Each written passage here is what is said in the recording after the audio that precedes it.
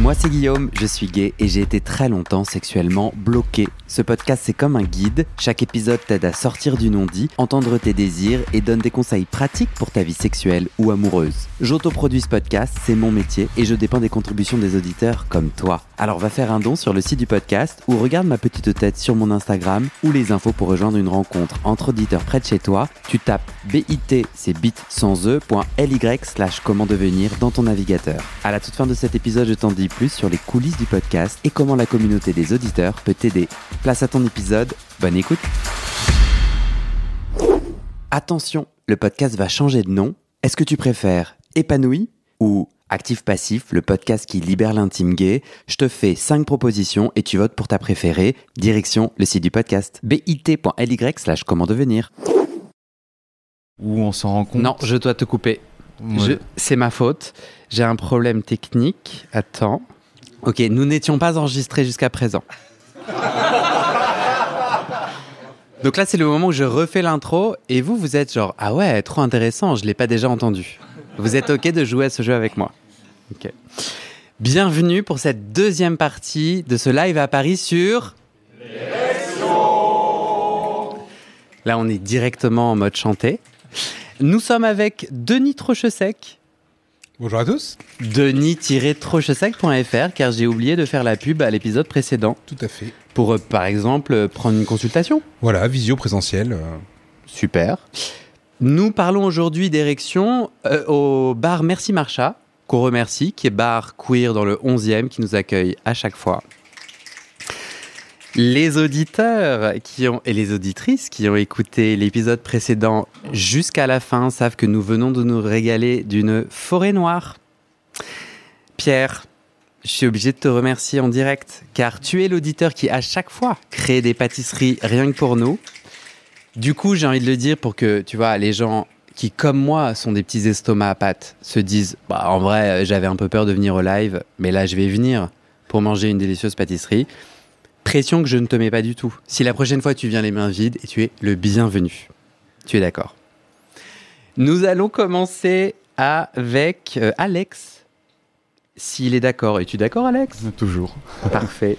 Alex, tu m'as mis sur le petit post-it un truc que je trouve très malin, c'est-à-dire, on parle là d'érection, de panne d'érection, et si mon partenaire, donc moi, mon érection n'est pas impactée, mais celle de mon partenaire l'est, et tu posais la question au groupe et à Denis, comment remettre en confiance un partenaire qui a une panne sexuelle?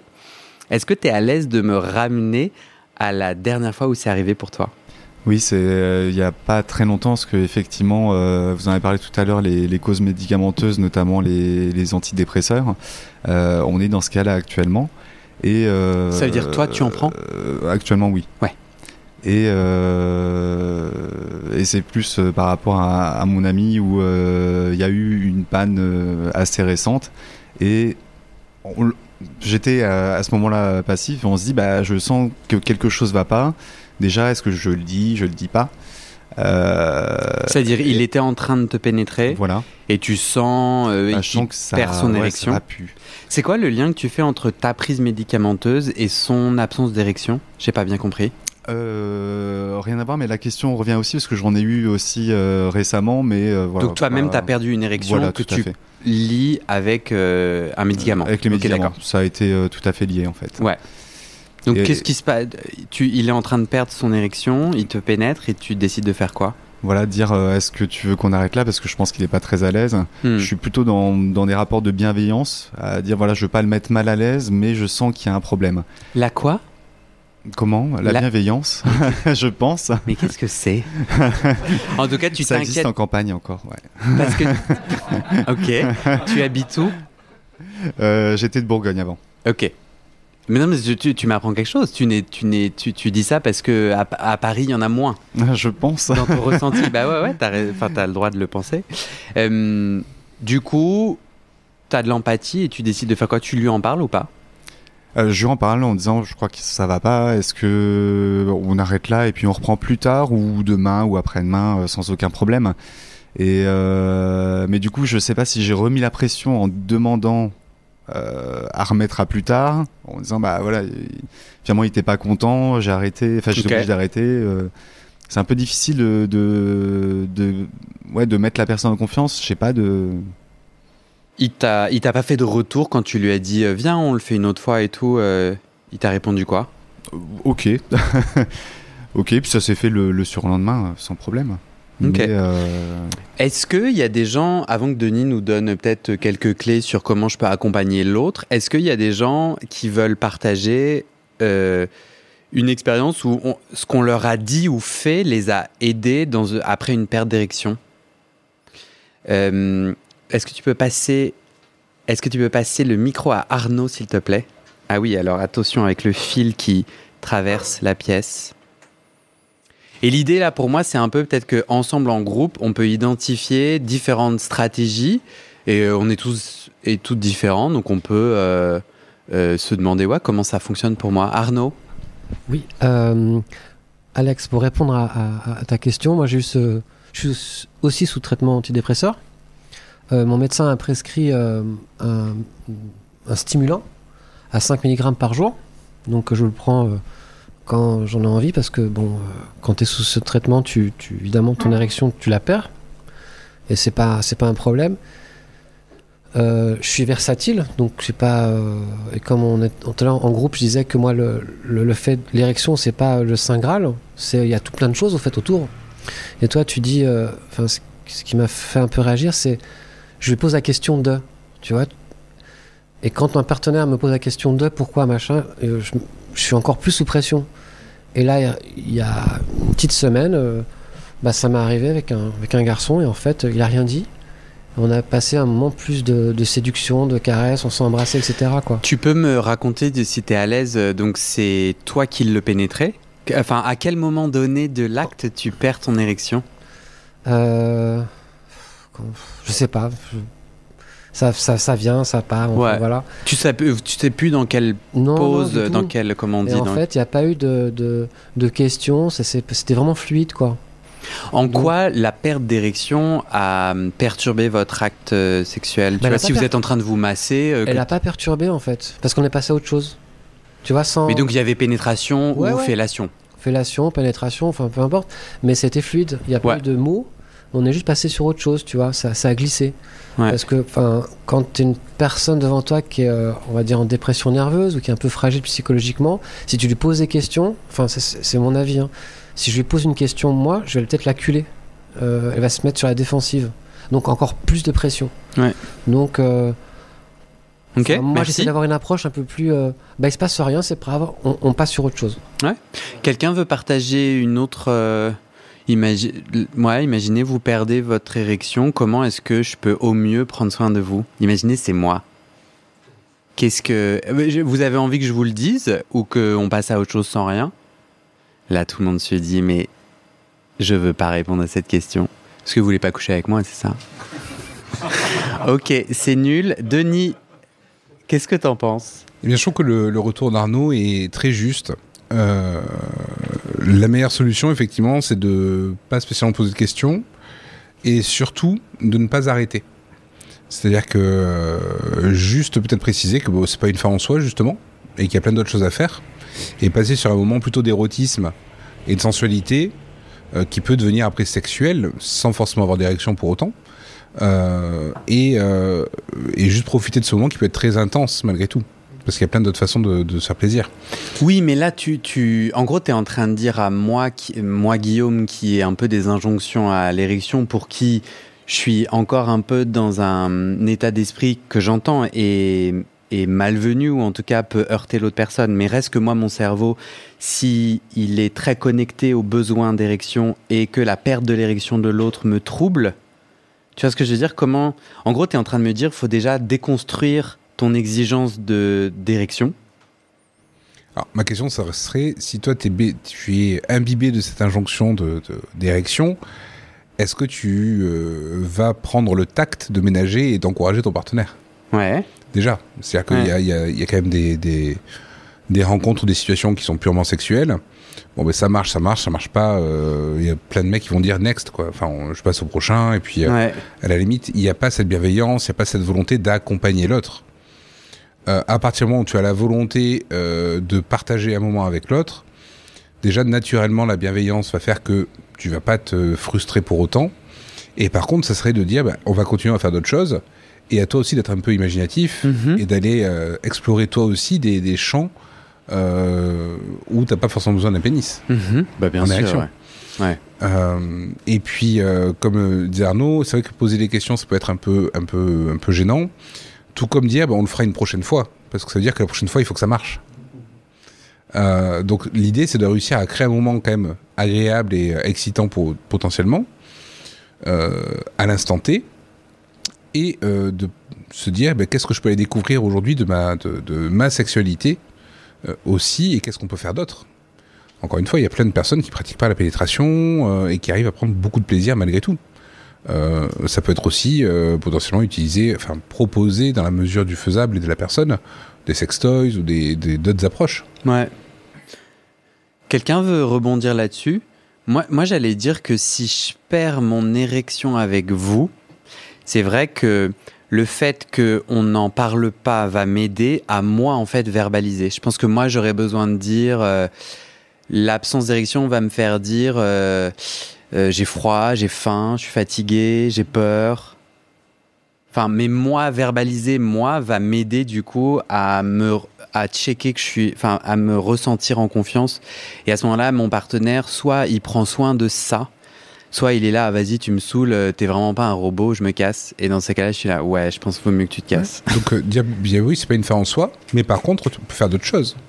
Ouais. J'aimerais bien que tu me stimules, que tu me doites, j'aimerais bien que tu fasses quelque chose, une stimulation prostatique, enfin, il y a plein de trucs à faire. Enfin, moi, je trouve que le pouvoir du stress et ou des trucs qui peuvent me faire perdre une érection, une fois que je mets en mots, le concept de ce podcast, si vous l'écoutez, mais la mise en mots de, là, je me sens comme si, ou j'ai peur de ça, en fait, parfois peut vraiment exploser la barrière, le blocage qui est dans ma tête. Sauf si c'est une raison physiologique. Moi, je sais que si je suis fatigué, très fatigué, genre au milieu de la nuit et tout, parfois je peux perdre l'érection aussi parce que je suis crevé. Et là, c'est pas psychologique. C'est juste, je vais m'en coucher, quoi. Oui.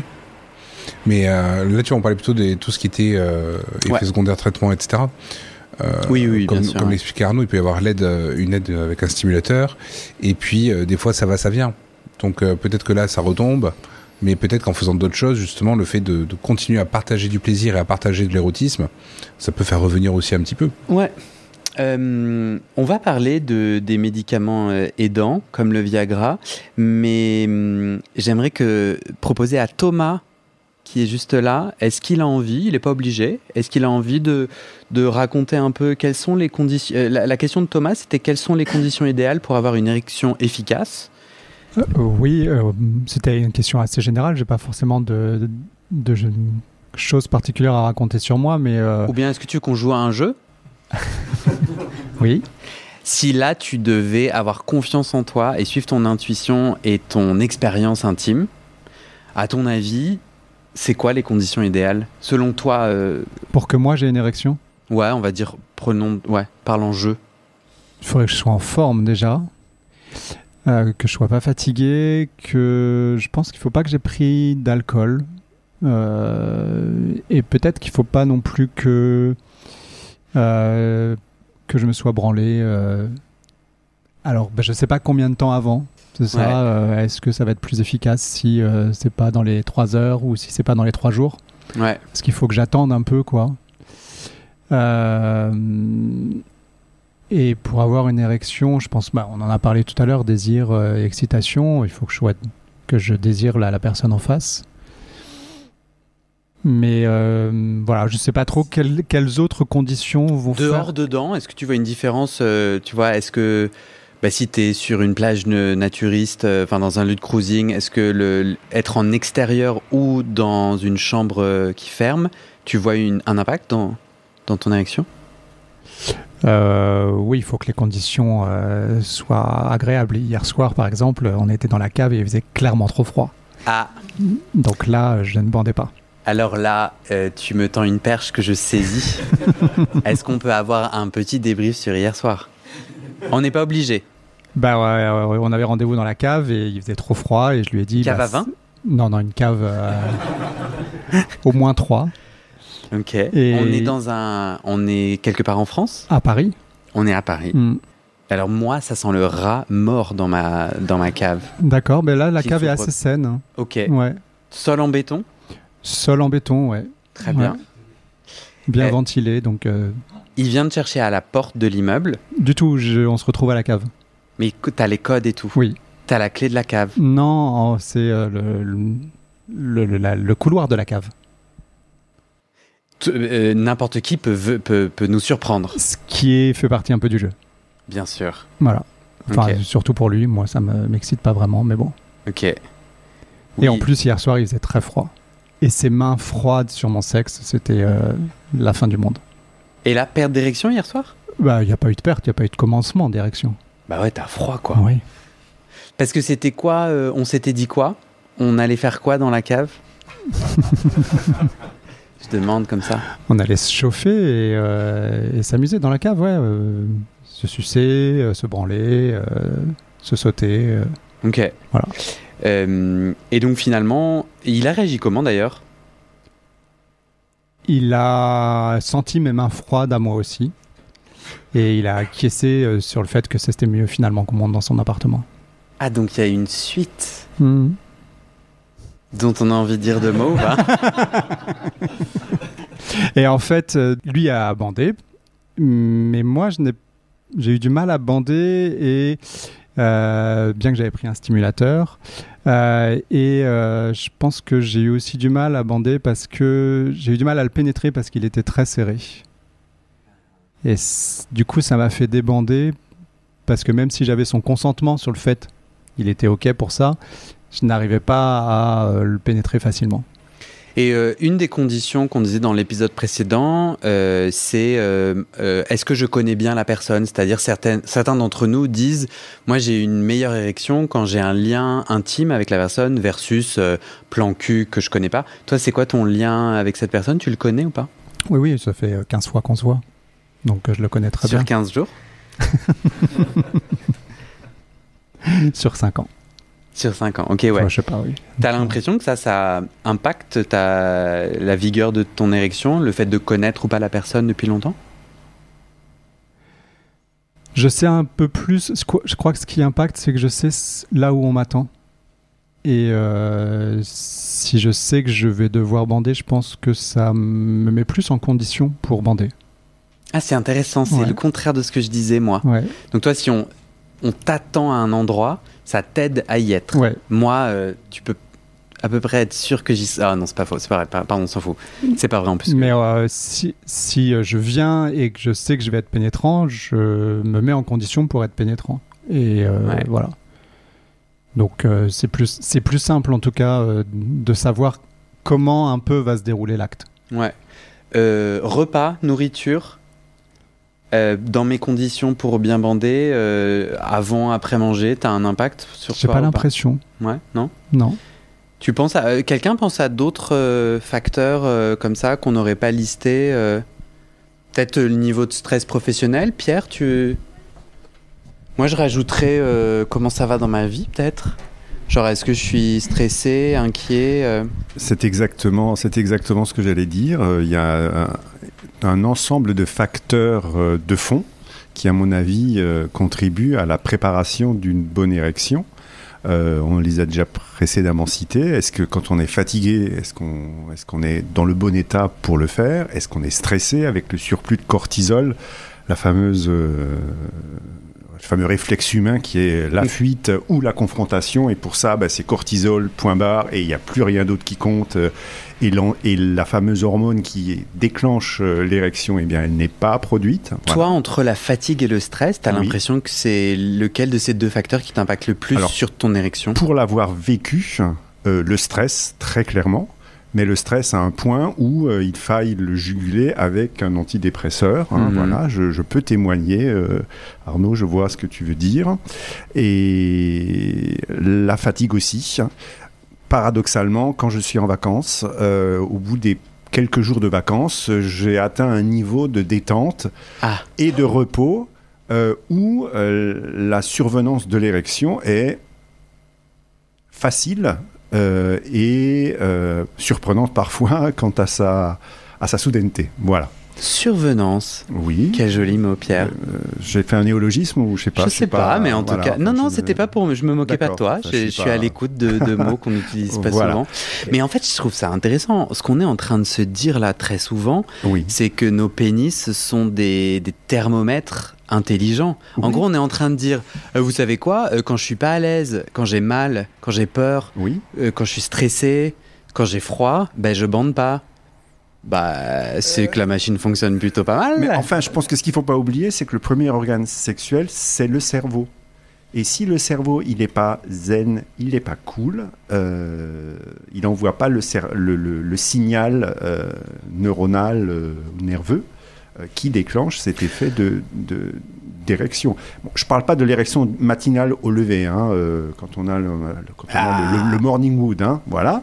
Mais ça, justement, physiologiquement, le morning wood, c'est parce que justement, on est dans un état de zénitude et de calme qui fait que l'irrigation sanguine est très facilitée.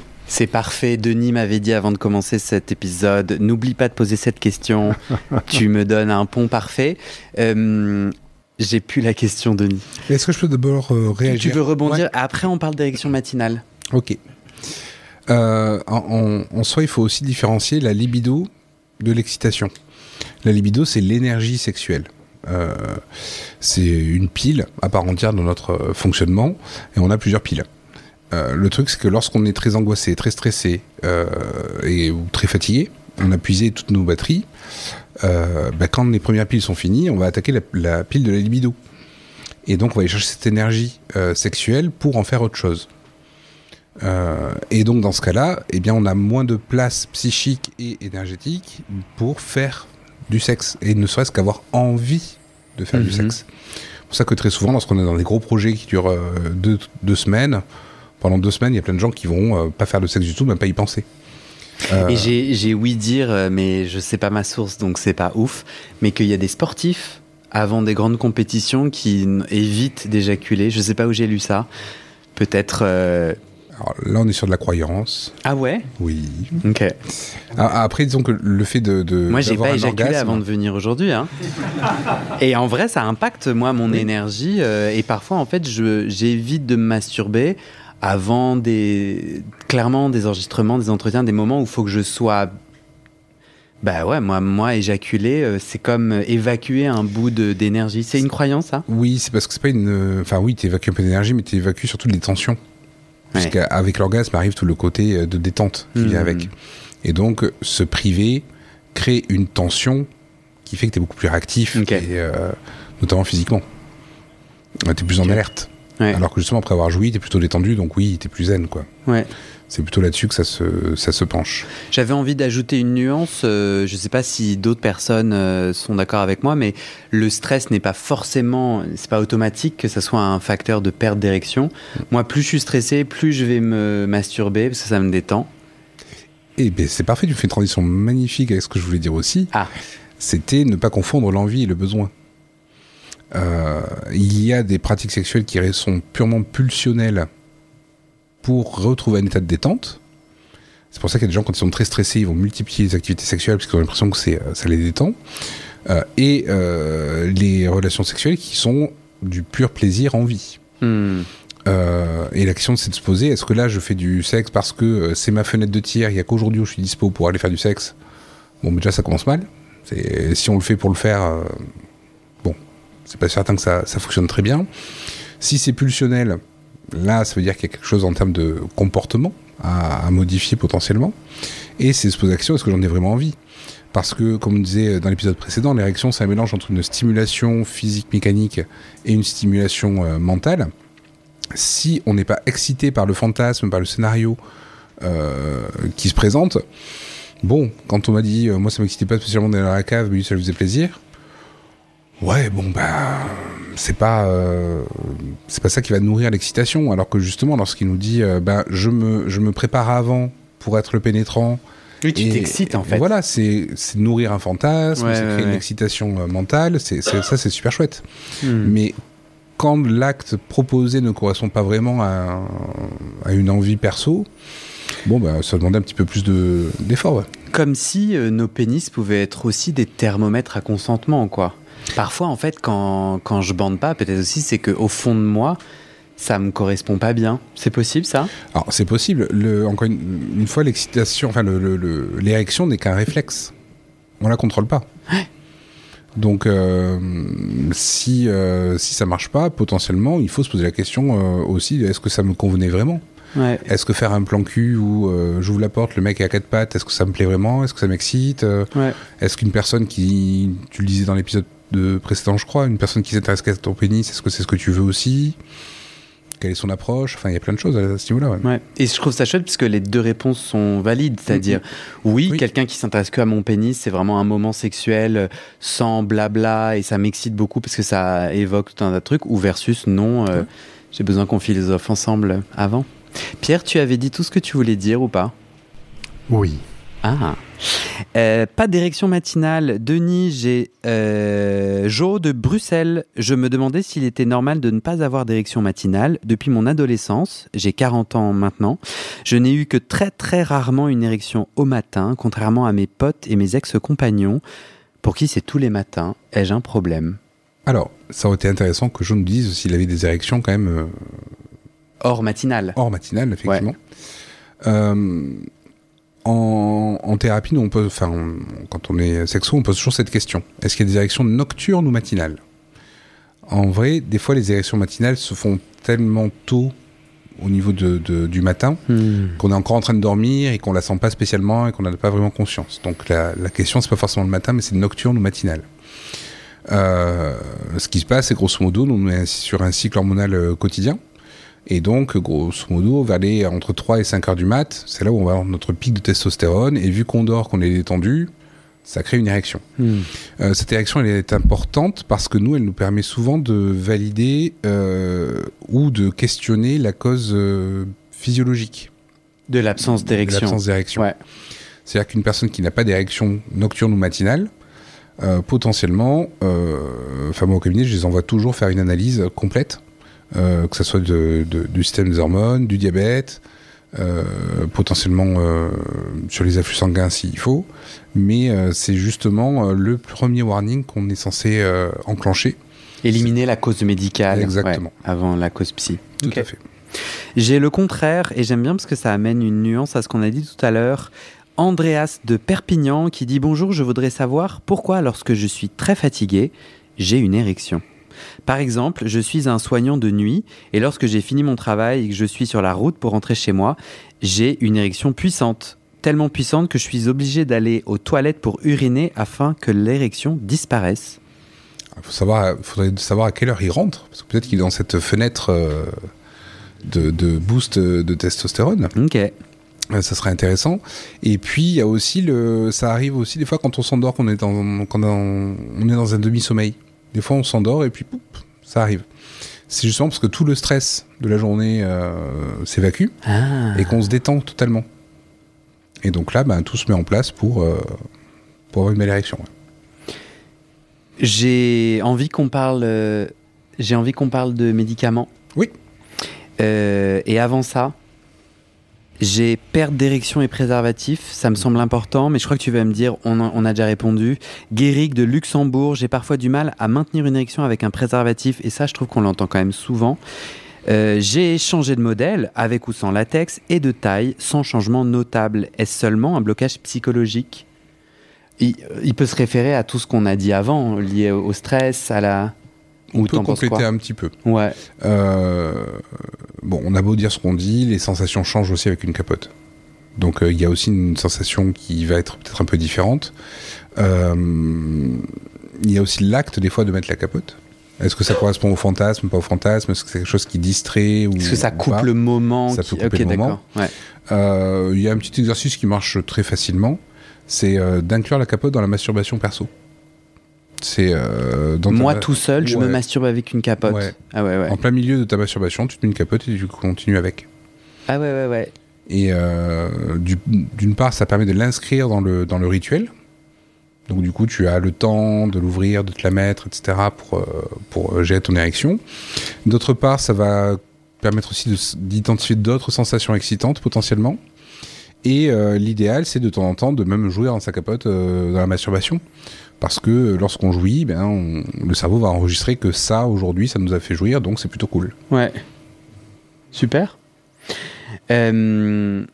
J'ai un post-it sur les médicaments et sur le Viagra, par exemple, et plein de témoignages d'auditeurs, en gros, qui demandent « Est-ce que c'est risqué ?»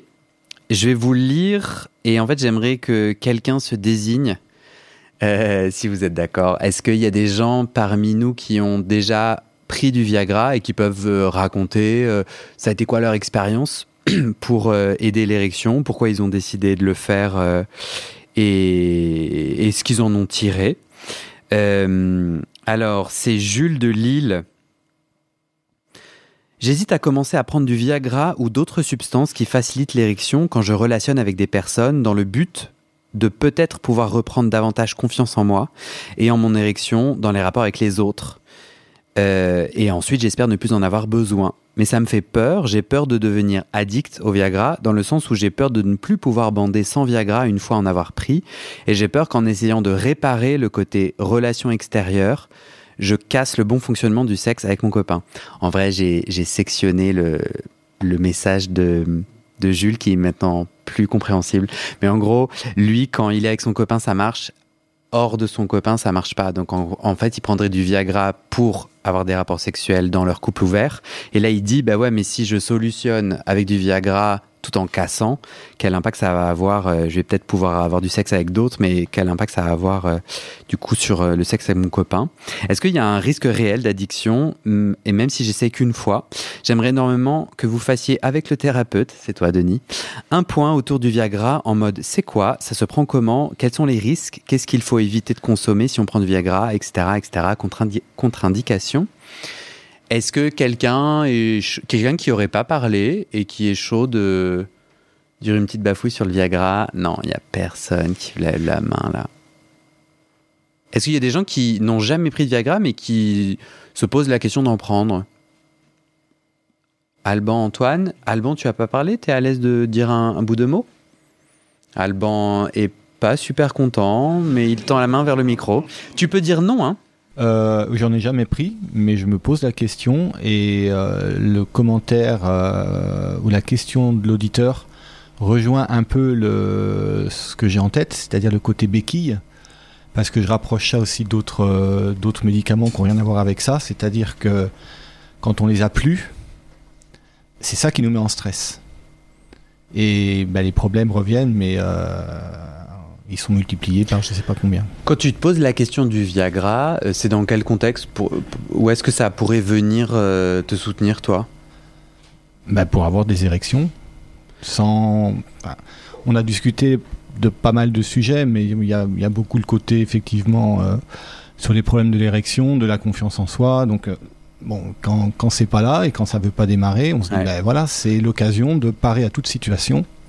Ça fonctionnera. Toi, si tu regardes tes rapports intimes des 6 derniers mois, c'est quoi la part de ces rapports qui sont empêchés par une érection qui vient pas? Comme je suis passif, donc on pourrait dire que... Tu as dit je fus? Non, je suis. Je suis, pardon. Donc on pourrait dire, on s'en fout, si tu bandes pas, il n'y a pas de problème. Mais en fait, je sens que ça peut déranger le partenaire à des réflexions qu'on me fait, des petites réflexions qui sont anodines, mais tu bandes pas, tout simplement. C'est dit comme ça, sans volonté, je pense, sans penser à conséquences. Mais voilà, donc je me dis, si j'ai pas, même en étant passif, si j'ai pas d'érection, ça rejoint certains commentaires qu'on a fait. Est-ce que je suis vraiment à ma place? Est-ce que je suis content d'être là? Est-ce que je prends vraiment mon pied? Tu peux répondre? Je sais pas. Je sais pas. Je me pose ces questions. Parce que si tu reviens dans ces rapports où tu es pénétré, oui. Ton niveau de plaisir de 0 à 100, il est où? Ça va dépendre, mais il peut être très élevé. Mais je me dis, est-ce qu'il manque quelque chose? J'ai eu des érections quand j'étais en couple en tant que passif. J'avais des érections. Okay. Maintenant, j'en ai plus. Donc je me dis, est-ce qu'il manque quelque chose? Est-ce que c'est normal? Voilà, et donc par rapport à ce retour que la personne, le partenaire peut avoir sur le moment, ben, je me dis, avoir une érection, ça permettrait peut-être de remettre un peu tout ça, un peu plus, d'équerre, et avoir sur le moment une relation qui est plus, un rapport qui est plus fluide, quoi. Quelque part. Voilà. Denis va pouvoir nous répondre. Denis qui était en train de s'endormir ? Non, je réfléchissais à ma réponse, à soutien de ma réponse. Je taquine. Mais avant, moi parce que dans mon intro de l'épisode précédent, je racontais moi que j'ai pas mal cette injonction à l'érection. En tout cas, si mon partenaire que je pénètre n'a pas d'érection, il y a des idées qui viennent dans ma tête. Après, moi, je les formule pas. Et moi, du coup, je suis de l'autre côté et je te répondrai, ça serait terrible que mon partenaire prenne un médicament pour que moi je sois validé, moi qui pénètre. Parce que, en gros, je pense que si je suis dans un état d'esprit où je te mets comme ça dans des catégories où je te juge pour que, en fait, au lieu de te demander est-ce que tu as du plaisir, comment je peux accentuer ton plaisir, que tu aies une érection ou pas, bah, du coup, je vais forcément glisser vers un autre jugement. C'est-à-dire, peut-être que tu auras des érections, mais dans cette attitude nulle, ben, je vais dire une autre merde en disant « Ah, mais t'as pas pris un peu de poids ?» Et hop, tu vas te mettre en régime. Tu sais ce que je veux dire ? Et du coup, moi, j'aurais envie que tu me prennes la main. Bon, tu fais ce que tu veux, mais genre, ben, tu me dis « Bon, j'ai pas d'érection, mais j'ai du plaisir. » Ou bien « Non, là, aujourd'hui, j'avais pas d'érection et j'avais pas de plaisir, mais les deux sont possibles. » Et du coup, ben, discutons de comment tu peux accentuer mon plaisir. Tu vois ? Et tu vois, un partenaire qui dit « Non, mais moi, si tu bandes pas, ça me saoule. » Flemme, non ? Oui, je suis d'accord. Mais le questionnement, je rejoins la première intervention, je pense que c'était Antoine, qui en fait, le questionnement venait du avant-après. Et moi, c'est aussi ça qui me questionne. Cette modification. Avant, avant avec quelqu'un avec qui tu faisais relation. Oui. La différence entre les deux situations, ton ex, t'étais en relation. Là où, quand tu n'as pas d'érection, tu n'es pas en relation. Oui. Il y a d'autres critères comme ça. C'est des personnes... C'est des rencontres, certaines c'est des one-shots, d'autres c'est des plans un peu plus réguliers. Okay. Voilà, mais en tout cas, c'est pas des relations. Ça t'alerte, ça t'inquiète. Ça me pose question. Ouais. Ça me pose vraiment question. Denis, t'en penses quoi ? Alors, déjà, je pense que plaisir ne veut pas dire érection forcément. C'est pas parce qu'il n'y a pas une érection que Alban potentiellement ne prend pas de plaisir pendant la sodomie en étant passif. Mais ça veut pas dire non plus qu'il me manque quelque chose. C'est-à-dire que la question à se poser, c'est est-ce que tu as pris du plaisir ? Oui, non, et puis voilà. Ce qui peut expliquer la différence aussi, c'est qu'avec le fait d'être en couple, c'est qu'on anticipe un peu plus, la personne est toujours là, il y a des cas de figure, il y a des... Si vous habitez ensemble. Voilà, mais même s'envoyer des messages comme ça, enfin on anticipe le prochain rendez-vous, la prochaine fois qu'on se voit, donc il y a une nourriture fantasmatique qui est là un peu plus souvent. Peut-être que là, ce qui pourrait manquer avec les partenaires, alors après, j'ai pas suffisamment de détails, hein, mais ça va être d'installer la chose. Est-ce que c'est des moments où il y a des préliminaires, où il y a des caresses, où il y a de la sensualité ou pas ? Est-ce que c'est des plans directs ? Est-ce que ça correspond à un fantasme ou pas fantasme ? Enfin, c'est pas, à mon sens, c'est pas un problème en tant que tel là aujourd'hui. On peut demander à Alban, c'est quoi ton niveau de communication avec tes partenaires actuels ? Ça, là encore, ça va dépendre. Il y a plus de facilité dans l'érection, effectivement, avec ceux que je vois depuis plus longtemps. Et avec qui tu communiques, avec qui tu peux dire, là, j'ai pas de plaisir. Et le constat que je fais, c'est que j'ai besoin de temps. Je me rends compte, en fait, que j'ai besoin de temps. Ça peut être sur des durées longues, mais même dans une soirée, par exemple, il peut y avoir plusieurs partenaires. Il y en a qui vont, enfin, la plupart vont démarrer au quart de tour. Moi, ça va pas être le cas. Au début, je me sens un peu bloqué. Et il me faut du temps dans la soirée pour commencer à rentrer vraiment dans le jeu, pour que les choses s'installent et que ça puisse démarrer. Ouais, et tu as vu l'impact en communiquant avec mon partenaire, ça aide mon érection parce que je me sens plus à l'aise ou pas ? Oui, pour le côté sur le côté confiance en fait. Ah mais moi confiance en soi. Franchement, c'est plus une opinion qu'une question quoi. Est-ce que tu t'es déjà autorisé à dire quand t'avais pas de plaisir quand t'étais pénétré ? Non, ça je le dis pas. Ah bah avant de prendre du Viagra, je ferais ça. Hein. Bonne remarque. Ah non, bah de ouf. Parce que je trouve qu'une fois que je suis dans une relation où je peux dire, ah bah là c'était. Et sans, on n'est pas, enfin, sans jugement, hein, sans incriminer, en disant, ah, Denis, j'ai donné une opinion très tranchée, tu veux me bousculer? Oui, sachant que si je prends du Viagra dans ce contexte-là, ça ne marchera pas. Le Viagra, ça marche pas à 100%. Non, explique-moi. Donc, explique-moi, pardon. Alors, justement, on va aussi répondre du coup à la question de l'auditeur. Oui. Je vais faire un petit point sur le fonctionnement du Viagra. Alors, moi je vais arrêter de dire Viagra, hein, c'est un stimulateur, parce qu'il y a plein de marques différentes. Plein de marques, génériques et compagnie. Un Viagra, un stimulateur, c'est un inhibiteur, en réalité. C'est-à-dire que c'est une molécule qui va venir inhiber une autre molécule dans le corps.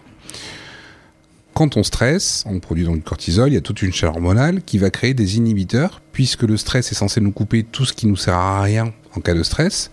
En fait, on a tout plein d'enzymes et d'hormones qui viennent couper les fonctions non nécessaires. Et le Viagra vient inhiber ces enzymes-là. Donc en fait, un stimulateur ne crée pas l'érection, il nous empêche de la couper. Mm-hmm. Donc s'il n'y a pas de désir ou s'il n'y a pas d'envie préalable, prendre un Viagra ne marchera absolument pas. S'il n'y a pas de libido, il n'y a pas d'érection. Oui, donc si j'ai mal dans un rapport et que je sais que je vais avoir mal, prendre un Viagra... Ça t'aidera pas. Oui, parce que j'ai pas d'excitation... Tout comme quand on est un peu en baisse de libido, prendre un Viagra, ça marchera pas non plus. Ah ouais. C'est parce que un stimulateur ne crée pas une érection, il nous empêche de la couper. Et c'est d'ailleurs, du coup, je fais un appel à tous les médecins qui nous écoutent. Vas-y. Parce que moi, je reçois beaucoup de gens au cabinet qui ont eu des prescriptions de Viagra très facilement par les médecins, qui n'expliquent pas le fonctionnement ni les conséquences. Parce que les partages qui ont été faits, ils sont justes. Le Viagra, les stimulateurs sont des béquilles. C'est-à-dire que oui, ça peut aider à maintenir une érection, en tout cas ça nous aide à ne pas la perdre ou ne pas nous la couper, mais ce n'est pas une solution en tant que telle. C'est une béquille temporaire ou à long terme, en fonction des raisons, si c'est une raison physiologique ou effet secondaire de traitement, oui, c'est bien parce que ça aide et qu'il n'y a pas d'autres solutions. Mais si c'est une gestion du stress, comme la question de l'auditeur qui disait qu'avec son partenaire ça marchait très bien, mais qu'avec des plans cul, voilà, il était intimidé. Ouais. C'est con de partir sur une aide médicamenteuse parce que il y a beaucoup d'autres façons de gérer ça. Il y a l'hypnose, il y a plein d'autres techniques qui sont envisagées et envisageables plutôt. Et les prescriptions de Viagra, c'est pas censé être aussi facile. Déjà, il faut faire des analyses, il faut être sûr qu'il n'y a pas de problème cardiaque. On parle des contre-indications, tout le monde le sait, mais on le répète quand même, pas de poppers avec du Viagra. Tout le monde le sait. Maintenant, dans ton microcosme. Oui. Denis, voyons. Ah non, en tout cas, j'espère que tous les médecins le savent quand ils le prescrivent. Il faut le dire. Ah non, mais non plus. Hein. Bon, autre sujet, mais tant mieux que tu le répètes. Mais oui, cool, c'est important. Ouais. Et donc, par exemple, moi je sais qu'au cabinet, je présente toutes les solutions qui existent parce que c'est un devoir déontologique. Mais par exemple, je sais que je ne vais pas spécialement la faire passer en premier. Il y a des cas pour moi dans lesquels les aides médicamenteuses ont un rôle. Par exemple, si on est en couple, qu'on a un problème d'érection et que le couple est à deux doigts d'exploser parce qu'on bande pas et que le partenaire fout une pression pas possible parce qu'il faut bander et sinon c'est fini, on se quitte. Oui, là on met la béquille en place pour gagner un peu de temps, jouer la montre et apprendre à gérer les choses différemment. S'il y a des... Attends, pourquoi on le quitte pas directement tout court C'est abruti. Oui. Bon, ça c'est mon avis. Non, voilà. Après, s'il y a des raisons physiologiques, médicamenteuses, autres, là oui, c'est important. Mais c'est rarement une bonne idée pour gagner confiance en soi, parce qu'au contraire, ça la pète la confiance en soi. Bah ouais. Parce que justement, le jour où on n'en a pas, qu'est-ce qu'on fait, quoi ? La boîte est finie, j'avais prévu de faire un plan cul, est-ce que je vais y arriver ? Est-ce que je vais pas y arriver ? J'ai pas pris mon médicament, j'ai commencé à stresser, et finalement, ça ne fait qu'accentuer le truc. En fait, je trouve que sauf réalité médicale, perdre son érection, c'est en fait c'est une indication d'un chemin de santé mentale que je peux faire et qui est super vulnérable, c'est de me poser les questions, il se passe quoi pour moi en ce moment, pourquoi je perds l'érection, ça dit quoi de mon désir, où est-ce que j'ai envie d'être dans ma vie sexuellement, et en fait moi je comprends qu'on ait envie de dire, attends, il existe une pilule pour que je crois ne jamais avoir ces problèmes, je préfère la pilule que le bordel de ce que ça pose, mais en vrai, une fois qu'on perd l'érection, c'est une invitation à la mise à jour de mon logiciel intérieur qui est réalisable, quoi. Parce qu'en fait, moi je trouve que depuis là, les 2 épisodes, on a dit que des trucs... Enfin, moi je suis vachement inspiré, je m'attendais à un truc un peu déprimant, je sais pas pourquoi d'ailleurs. Mais au final, on a plein d'outils et de compréhension de santé mentale pour reconquérir nos érections, quoi. Oui, tout à fait. Puis encore une fois, les aides médicamenteuses, eh bien, à terme, ça peut devenir une dépendance. Et moi, j'accompagne énormément de gens qui sont sous aide médicamenteuse depuis des années, à qui on refait des renouvellements très facilement, sans expliquer les tenants et les aboutissants. Et on passe des mois et des mois et des mois à essayer de s'en libérer. Ouais, parce qu'on revient... le médicament a couvert les vulnérabilités sexuelles et en fait... Et ça en a créé d'autres, surtout. Et en plus, nos vulnérabilités sexuelles et intimes, moi j'ai l'impression que c'est un endroit tellement à la fois précieux et à la fois qui fait flipper, quoi. On est un peu nu face à soi-même. Donc je comprends que ce soit dur à explorer. Pierre, tu auras le mot de la fin FAIM, car excellent, car tu as été pâtissier aujourd'hui, et la fin FIN. Très bien. Le dernier sujet, donc l'aide médicamenteuse, me fait poser une autre question. Est-ce que la pratique sportive régulière favorise la survenance de l'érection, ou au contraire, est-ce que se fatiguer physiquement au sport ne favorise pas l'érection? Et je glisse, merci Pierre, et je glisse une autre question de Guillaume de Juigné-sur-Loire. Devrais-je me branler tous les jours pour être plus chaud et bander plus souvent? Donc, est-ce que le sport et ou la masturbation aide ou aide pas à mon érection? Alors, le sport va aider. Le sport va aider parce qu'il va y avoir une décharge de stress, donc une détente. Et finalement, le corps va être plutôt cool. Après, ça dépend dans quelle mesure tu fais du sport ou pas de sport. Une personne qui fait 6 à 8 heures de sport par semaine, ça commence à faire l'équivalent d'1 heure par jour. Ça va, il ne faudrait pas s'épuiser à la tâche, puisqu'on parlait de la sexualité comme une énergie. Par contre, pour entretenir la machine, faire du sport régulièrement, c'est très bien, parce que justement, ça détend. Et donc, dans la mesure où on rentre, on n'est pas épuisé, on n'est pas mort de fatigue, c'est plutôt très très bien. Enfin, en fait, ça rejoint effectivement aussi cette recommandation des médecins qui disent souvent, quand on vous prescrit un antidépresseur, faites du sport. Fatiguez-vous votre corps, et c'est la fatigue du corps qui va vous fatiguer l'esprit et vous permettre de dormir et de vous détendre dans la mesure où il n'y a pas d'excès non plus. On va devoir libérer l'espace. Et je vais me faire gronder sinon. Est-ce que tu peux juste rapidement dire, donc me branler tous les jours, répondre à cette question? Alors, efficace, Denis, efficace. Alors, allons droit au but. Se branler tous les jours, c'est bien pour entretenir la libido, c'est-à-dire le fantasme, l'énergie sexuelle, etc. Après, on est tous inégaux en termes de période réfractaire. C'est-à-dire qu'il y a des personnes qui vont mettre plus ou moins de temps à récupérer après une éjaculation et un orgasme. Et potentiellement, ça dépend de la charge libidinale, mais grosso modo, il y a des personnes, s'ils se branlent un jour, ils ont plus d'envie pendant 2-3 jours. Très rapidement, bien sûr, les gens se réveillent au dernier moment. Sofiane et David. Alors, j'ai pas de questions, mais juste voulais partager une petite anecdote, si vous le permettez. En fait, un jour, j'ai visité une église et j'ai découvert que le mot érection venait de ériger. Et je trouve qu'il y a une grosse sagesse dans ce mot, parce que l'érection, du coup, ça se fait pas tout seul, quoi. Donc, j'aime bien, du coup, cette sagesse dans l'étymologie. Ériger dans le sens j'érige, donc construire. Donc je mets du temps à le construire. Et du coup, comme on dit, Rome, c'est pas érigé en un jour. Par contre, tous les chemins peuvent mener à Rome. Ah, Sofiane. Voilà. David, merci Sofiane. Et juste une question, en parlant de qui, il y a aussi les cock rings, mais je ne sais pas, ici, il est très utilisé en France, pas trop en Italie, mais je ne sais pas s'il y a des conséquences ou pas. Tu es italien ? Non. Ah pardon. Je ne sais pas pourquoi l'Italie... Non, parce que je vois qu'ici ça s'utilise beaucoup et j'ai vu qu'ailleurs non. Donc d'accord, il y a aussi un rapport en France, je ne sais pas pourquoi c'est répandu. Denis, efficacité totale. Efficacité. Le cock ring, c'est une bonne astuce. Avec parcimonie, on évite de le laisser plus d'une demi-heure consécutivement. Hein. Il faut faire une petite pause pour renouveler un peu l'irrigation et éviter d'avoir des complications après au niveau des corps caverneux. Oui, superbe. Et si ma bite devient bleue, c'est un problème. Effectivement. Merci. Un grand merci à tout le monde. C'est la fin de ce live. Non, franchement, c'était un plaisir comme d'habitude. Les gens qui nous écoutent et qui ont envie de venir au prochain, il faut aller sur le site du podcast, mais comme je le dis 8 fois par épisode, c'est facile. Je vous dis à très vite pour le prochain épisode et encore un grand merci à Francky de m'avoir aidé. À bientôt. Je vais finir ma forêt noire.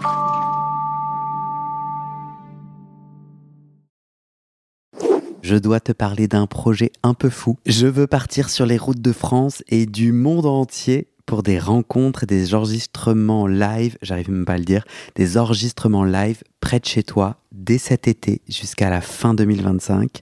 Oui, une sorte de tournée internationale. Tu le sais peut-être, je vis à Paris, mais moi quand je regarde mes stats d'écoute, vous êtes 80% à vivre hors de Paris, partout en France, en Suisse, au Québec, en Belgique, en Afrique francophone et partout dans le monde. Moi j'ai envie qu'on se rencontre, alors je peux pas vous demander de tous venir à Paris, soit, donc je viens à vous.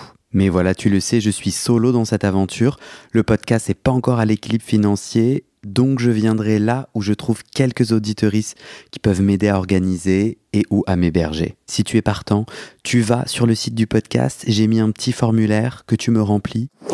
Petit PS, est-ce qu'il y a des Québécois là qui m'écoutent ? Rapprochez-vous. Alors faut pas le dire aux autres auditeuristes. Faudrait pas que ça les vexe, mais en vrai vous êtes un peu mes préférés parce que j'ai l'espoir de commencer cette tournée au Québec cet été, alors contactez-moi.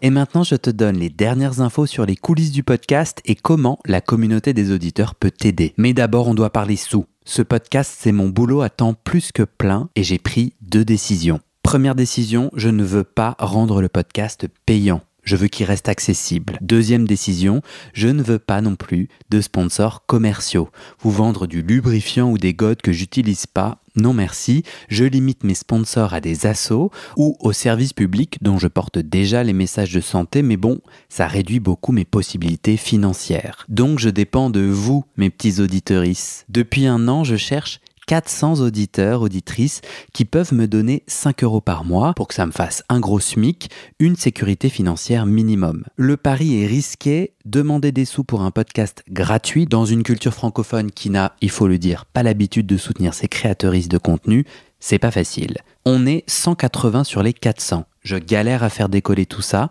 alors si tu aimes mon contenu et que peut-être même ça t'aide, rejoins les 400 maintenant. Direction le site du podcast, tu vas pouvoir donner via ma plateforme de dons ou en direct avec mon RIB par mois ou en une fois pour un soutien annuel. D'ailleurs sur 1 an, ça fait 60 €, en gros le prix d'une séance de psy d'1 heure. Tu n'as pas de sous, t'inquiète, je comprends, alors clique tout de suite sur s'abonner dans ta plateforme d'écoute, active les notifications pour recevoir le titre de l'épisode dès sa publication et mets 5 étoiles et un commentaire sur la page du podcast sur Spotify et Apple Podcast. Ces petites actions, ça pousse l'algorithme à proposer le podcast à plus de gens et ça m'aide à trouver des témoignages et des donateuristes. Sur le site du podcast, tu trouveras notre annuaire collaboratif des soignants-soignantes gays ou queer-friendly. On se partage entre nous nos contacts des soignants avec lesquels on se sent safe, médecins généralistes, proctologues, psy, sexothérapeutes, etc. partout dans le monde. Tu trouveras aussi mes réseaux sociaux et ma communauté WhatsApp. Je te montre ma petite tête, je te raconte les coulisses du podcast. Souvent, je pose des questions pour des futurs épisodes, je demande de l'aide ou toi. Tu peux aussi m'envoyer des messages, par exemple des messages d'amour pour me motiver, ça me fait très plaisir. Tu trouveras aussi sur ce site la communauté Discord du podcast, c'est là où les auditeurs peuvent parler entre eux, peuvent parler des épisodes, de culture et aussi de sexe et de leurs sujets intimes. Pour découvrir tout ça, tu tapes dans ton navigateur bit, c'est bit sans e.ly/comment devenir. Merci à toi et à très bientôt dans tes oreilles.